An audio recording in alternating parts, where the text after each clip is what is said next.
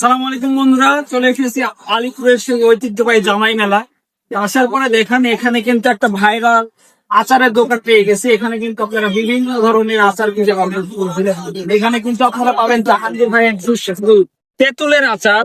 এখানে কিন্তু আমড়ার আচার আছে, রসুনের আচার আছে, এছাড়া আছে আপনার বিভিন্ন ধরনের দেখতে পাচ্ছেন আমের আচার, দোলপাইয়ের আচার, চাউলের আচার। এখানে কিন্তু আপনারা বিভিন্ন ধরনের আচার পাবেন।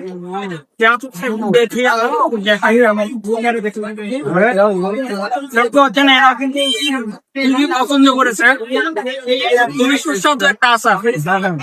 এটা কিন্তু আচারের দোকান ভাই